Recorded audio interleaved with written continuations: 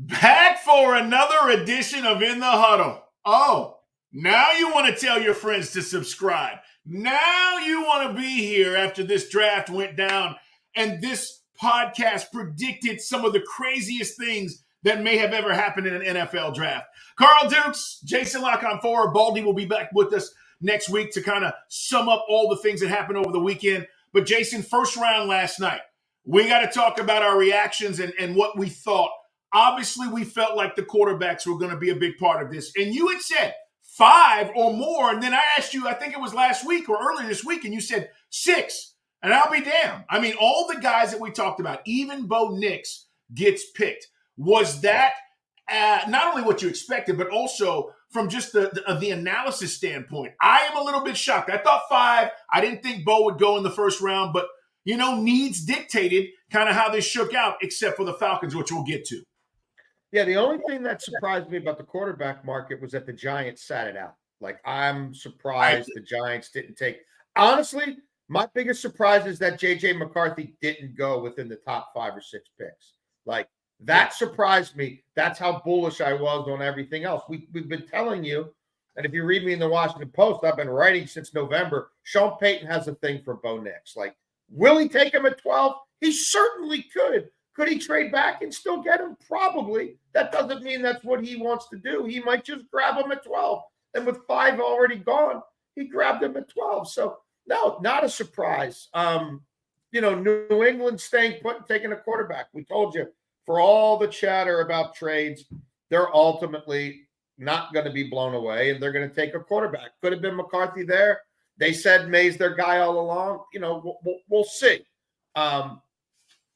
I personally would not be surprised at all if McCarthy has a better career than May, especially because McCarthy is going to Minnesota, where they have assembled a lot of talent on offense with an offensive-minded head coach, versus New England, where the cupboard is really bare.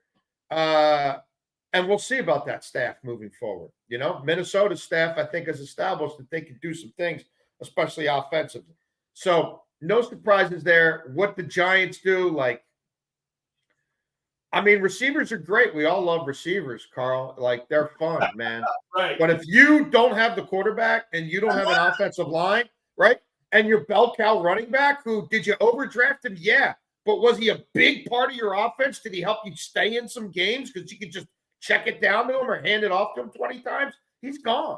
So, I don't know, bro. The Giants, man, I mean, how freaking good is that wide receiver going to have to be, like, to justify that pick? And will it be enough to keep jobs? We'll see. But look, the 2 biggest storylines of this draft, if you listen to this podcast, you're not surprised. We told you Penix was absolutely in play at 8, and we told you, go to your gambling markets, at least I did, and play my man Latu as the first defensive player off the board. Because if Atlanta goes defense at 8, it's not Dallas Turner. I'm telling you, it's Latu. That's right. And Latu will be the first guy gone because people are comfortable with the medicals. And if we're talking about a guy with elite pass rush potential, someone who has the chance to be a difference maker on the edge, he's that guy. He's that guy they're dreaming on more than anybody else. And he will be the first defensive player off the board. So, a lot of people are talking about shock, all surprise, blown out of the water.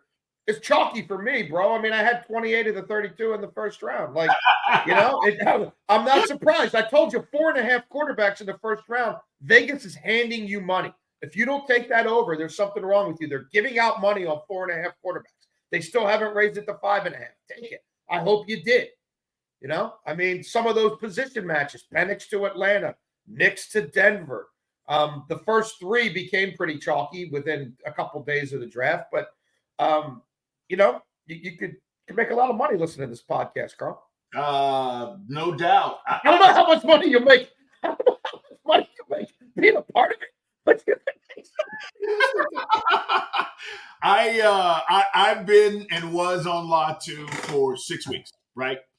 After discussing his ability with folks, and scouts, and people I know, and I was pushing that way over Dallas Turner in Atlanta.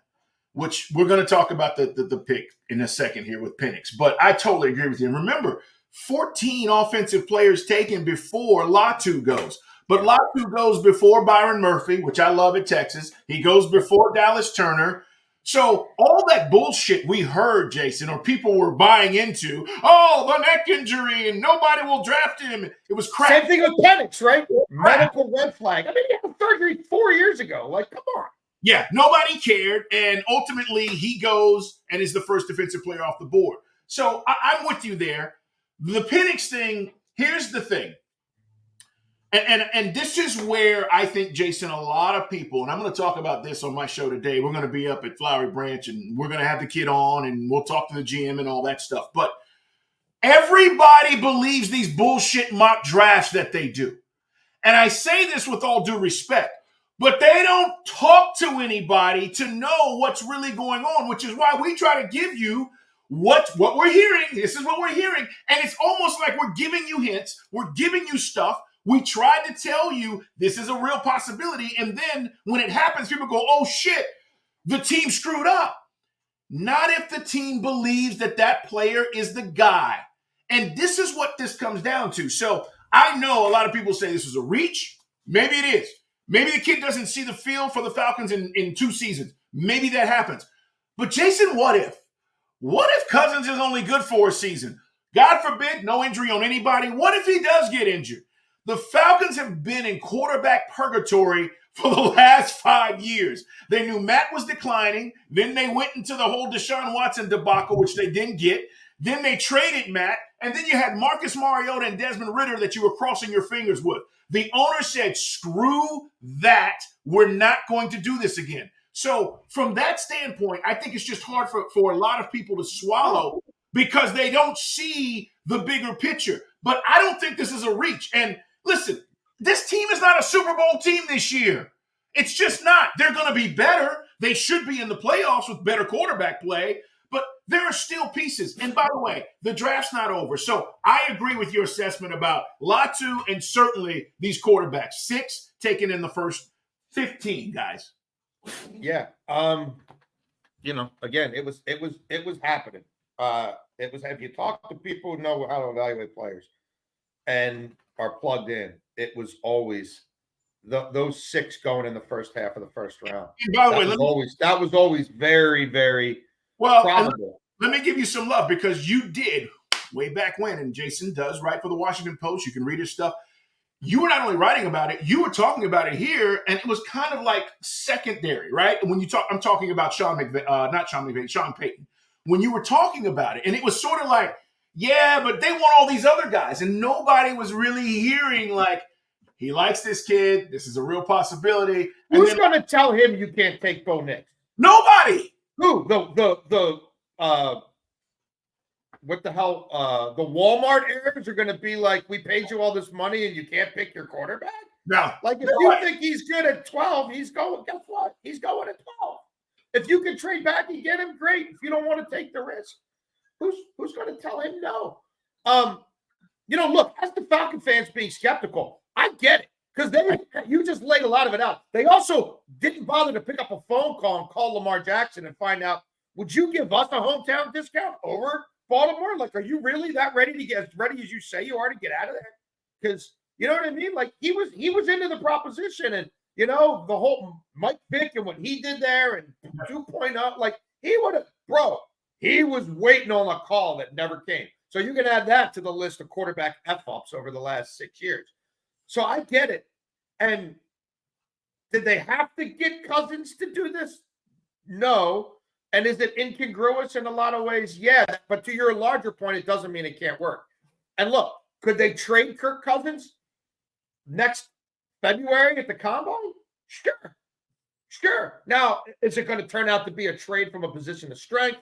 Are they going to have to eat some of the contract? There's a lot we don't know. But, like, they're not bound long-term to Kirk Cousins. No. Should they have messaged this a little better with his agent? Well, yeah, and his agent is a level-headed guy. I think very highly of Mike McCartney. Like he's a guy you can work with. Like, he's not fire and brimstone. He doesn't need his name out there all the time. You know what I mean? Like, he wasn't going to run with the media and leak it to everybody and turn people against you. Like, I think they missed the human element in this, which happens. But look, I'll make you this bet.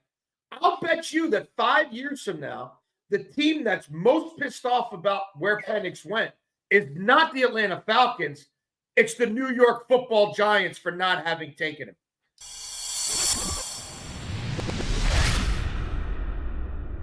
So to your point, Jason, the Falcons technically, really, this is a 2-year deal. And to your point, there are other options that might play out. And I want to address the human element real quick, because, listen, sometimes we can be ruthless in our conversations and our takes about certain things and the way things are in the world of sports. But the reality is this, and I like Cousins. I think he's going to be good here. He's already embraced the community and doing all these things. And we're talking about Michael Penix being taken at 8, one of the big shockers that happened last night. And as Jason said, maybe you're shocked that 6 quarterbacks went top, 1, 2, 3. We're now people are comparing this to 83 draft and all the quarterbacks and all that. But this is a business. I'm paying Kirk Cousins $45 million this year and next year. And as the human element plays out, and you're right, it doesn't feel good. It doesn't feel like this was the way to handle it. But hell, Green Bay didn't tell Aaron Rodgers they were drafting Jordan Love either. Now that turned out to be a problem. It did. But it also motivated. In hindsight, Carl, they might want to have played that a little differently. But it motivated Rodgers. He ends up winning 2 more MVPs. I mean, I get it. But at the end of the day, Jason, here's the deal. We love our jobs. We love what we do. Jason, they're not going to tell us when they're moving on from us. No.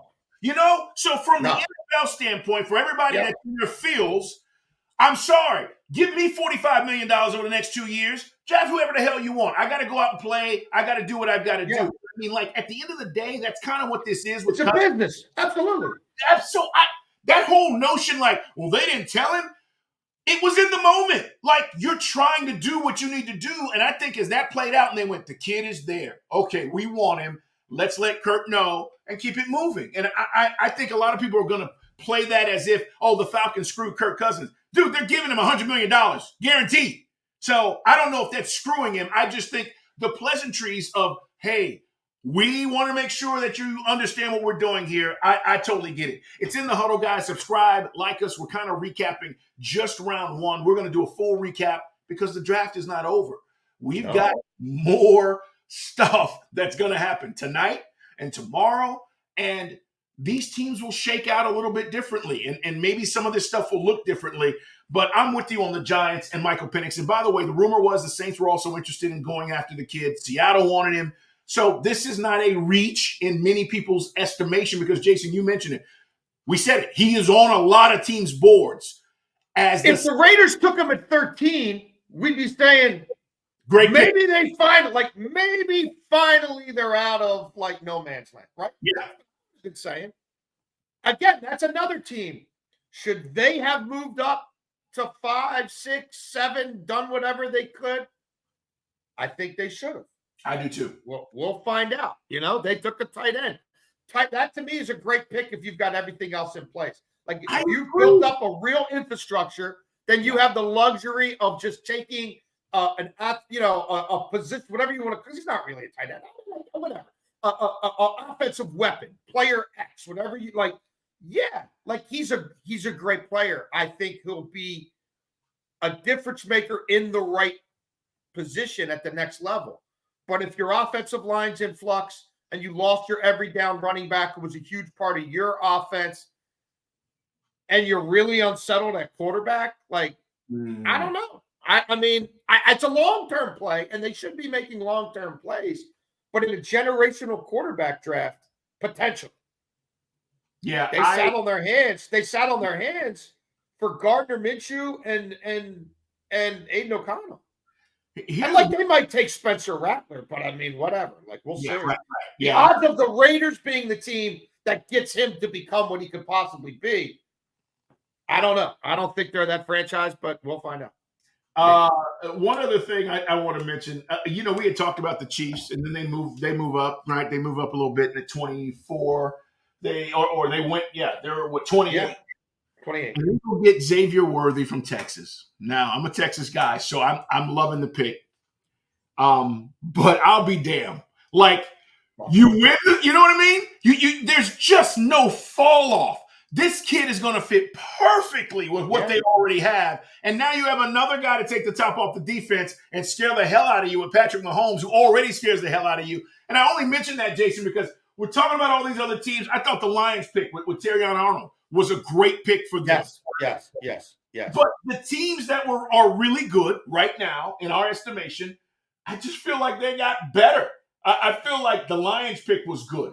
I feel like the Chiefs pick, and even earlier in the teens here, I'm looking. Oh, and Philadelphia with the corner. Yeah. I mean, how he does it again, it's like he doesn't miss on these kinds of things. So there was a lot to be said about this first round. But yeah, those things really jumped out at me as well. Well, and Buffalo, obviously, everyone's looking at the Mahomes trade and where Kansas City moved, and that was with Buffalo. And now Mahomes has kept Buffalo under his thumb. And we all know that Buffalo needs wide receivers after the Diggs situation finally came to its end.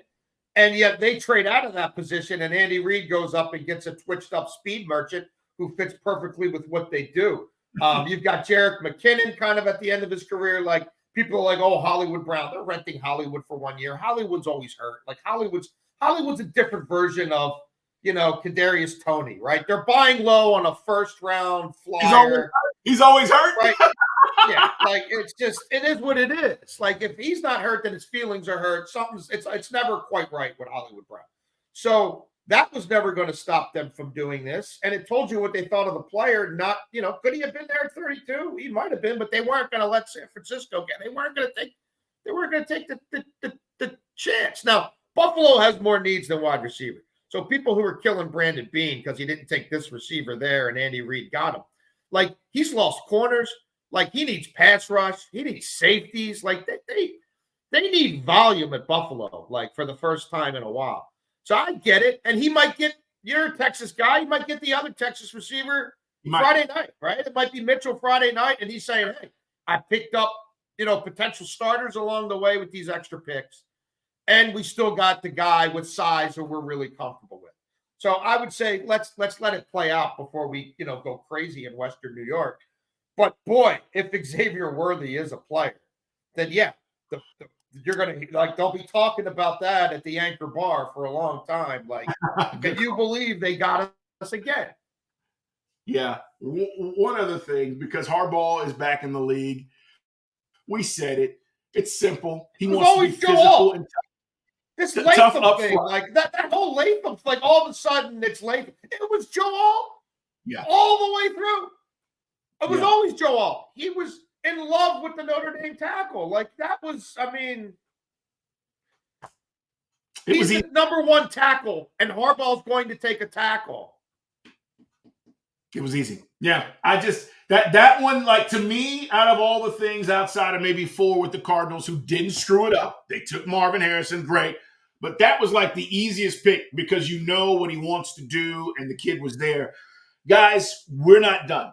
We're going to take in the second and third and fourth and today and tomorrow and all the rounds, and then we're coming back next week, and we will have a much more clear picture of the teams, their picks, and how these classes look. I don't want to rush to judgment and tell you that all these picks suck or they're all great. We don't know yet, right? All we know is fit, and a team really liked the guy, and so they picked him. But, Jason, we're coming back. Baldy's going to join us next week. So enjoy the draft, but we wanted to give you just a little bit of that first round because it was fun. It was fun. It was a little bit crazy. But to Jason's point, if you watch or subscribe to this podcast, this was said on this podcast. And I don't think you got it anywhere else. Matter of fact, I know you didn't because everybody around the country is like, what the hell? And we were laughing last night. So this is why you should subscribe and tell your friends. It's in the Huddle pod. Watch us on YouTube. Jason, man, enjoy the day. All draft. Have a great weekend, brother. You too, my man. Happy ratings in the ATL, brother. You got a quarterback controversy in April. That's a beautiful thing. Oh, it's the best. Take care.